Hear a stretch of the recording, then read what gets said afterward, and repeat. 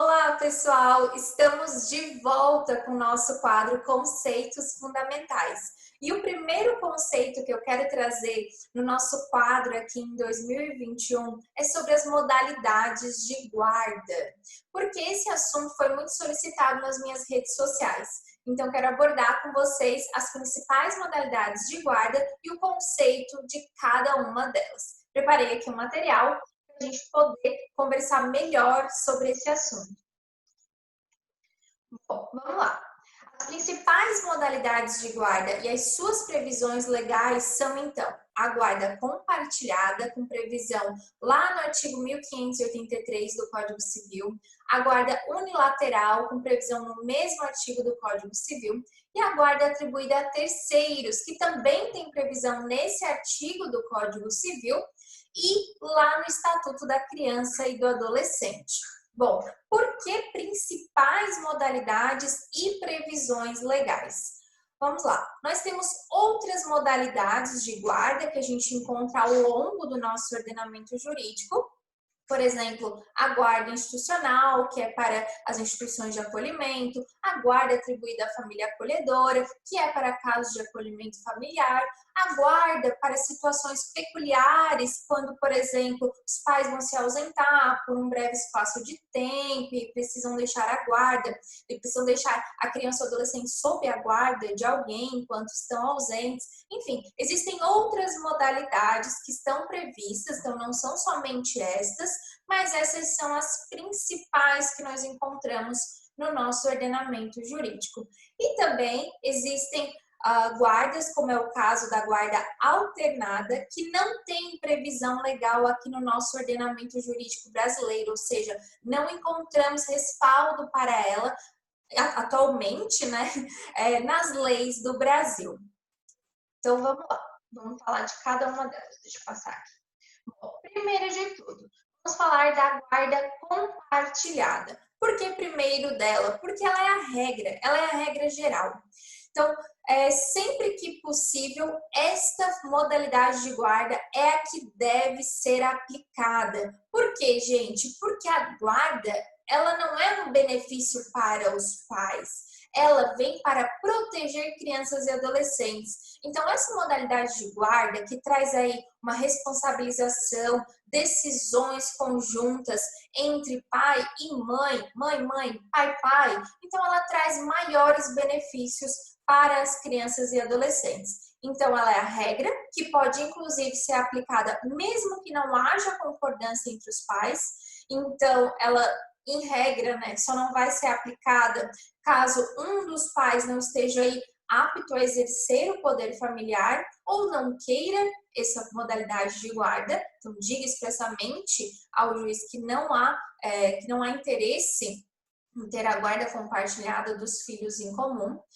E essa guarda, gente, o conceito dessa guarda compartilhada é de responsabilização e decisões conjuntas, decisões estruturais sobre a escola, sobre a saúde, atividades extracurriculares, entre outras questões que são importantes aí para a vida das crianças e dos adolescentes. Então, vai trazer aí literalmente um compartilhamento entre os pais sobre as questões dos filhos em comum.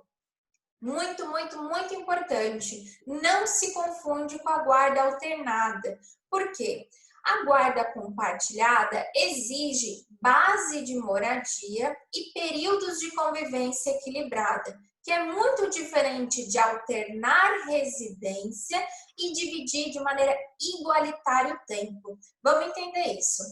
Base de moradia quer dizer que a criança ou o adolescente terão, então, uma residência fixa, a qual ela vai estabelecer aí sua rotina, enfim, vai ter toda uma convivência diária naquele local, para fins do seu crescimento mais saudável, até porque essa troca constante não é bom para o crescimento e desenvolvimento do ser humano. E vai trazer aí períodos de convivência equilibrada, ou seja, busca aí que aquele pai ou mãe que não tenha a criança ou adolescente, não tenha o filho sob a sua moradia fixa, então tem aí um período de convivência maior, que é diferente de um direito de visitas somente. O direito de visitas é aquele que, em períodos esporádicos, né, a criança ou adolescente fica com o outro pai ou a outra mãe. E não é o caso aqui da ideia da guarda compartilhada, porque ela tenta trazer aqui que exista maior convivência equilibrada. Então, o direito de convivência, você vai estar sempre trocando aí ligações com o outro pai ou outra mãe, pode estar em outros momentos convivendo, então não necessariamente naquele específico do dia de visitas, né? Não precisa ter necessariamente essa separação. Mas é muito diferente da criança ou do adolescente ficar uma semana, 15 dias na casa de um, uma semana, 15 dias na casa do outro, ou uma semana num, uma semana no outro, exatamente períodos iguaizinhos de convivência. É bem diferente de ter essa divisão totalmente igualitária de tempo e não é saudável para o desenvolvimento da criança e do adolescente. Então, a guarda alternada, que não tem previsão legal no nosso ordenamento jurídico brasileiro ainda, ela traz essa alternância de residência, então uma hora mora com um, uma hora mora com outro, e outra hora divide tempo e divide tempo. Não é essa ideia da guarda compartilhada. Na guarda compartilhada, os filhos seguem tendo uma base de moradia, uma moradia de base, inclusive se os pais morarem em cidades diferentes. E o período de convivência tem que ser equilibrado, né? Tentar aí manter a maior convivência com o outro pai e outra mãe, porque isso é um direito da criança e do adolescente, direito de convivência familiar. E também a guarda compartilhada, ela vai importar, como eu falei, na fixação de residência e em pensão alimentícia, na prestação de pensão alimentícia e direito de convivência com o outro pai e ou a outra mãe. A guarda unilateral, por sua vez, ela já traz aquelas decisões que nós conversamos anteriormente, as decisões estruturais sobre as crianças e adolescentes, de maneira unilateral. Então, ela vai ser atribuída a somente um guardião, que pode ser ou o pai ou a mãe, um dos pais, então, ou alguém que substitua esses pais. E o que isso quer dizer? Que a letra da lei fria diz que aos terceiros somente cabe guarda unilateral. Aos pais cabe unilateral ou compartilhada.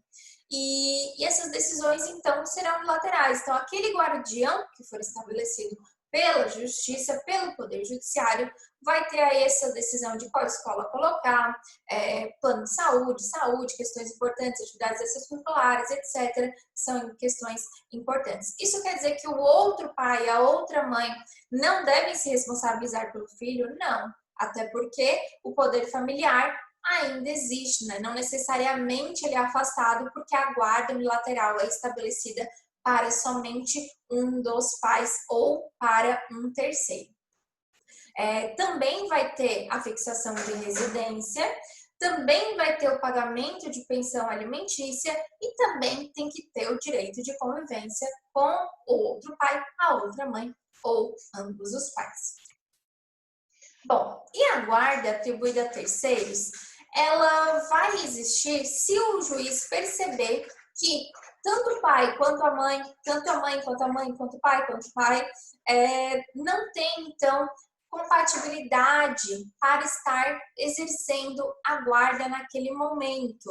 E aí ele vai verificar quem tem essa compatibilidade com a criança e adolescente e vai aplicar essa guarda a terceiros. Vai se tratar, pessoal, de uma medida de proteção. E aí, a gente segue lá para o Estatuto da Criança e do Adolescente, que vai trazer todas as medidas que são essenciais para a proteção dessas crianças e adolescentes que não estão sob a guarda dos seus pais, que é uma situação aí atípica, ou seja, que normalmente vem de uma situação de risco, que não pode com os pais permanecer. Também vai trazer aí a fixação de residência junto a esse guardião terceiro, né, que não os pais, pagamento de pensão alimentícia e também direito de convivência. Bom, Todos esses conceitos estão previstos lá no meu livro, Conceitos Fundamentais do Direito da Criança e do Adolescente. É isso, espero que tenham aprendido. Se gostaram, deixem um like, deixem um comentário. Se tiverem dúvidas, deixem para mim também. E até o próximo Conceito Fundamental.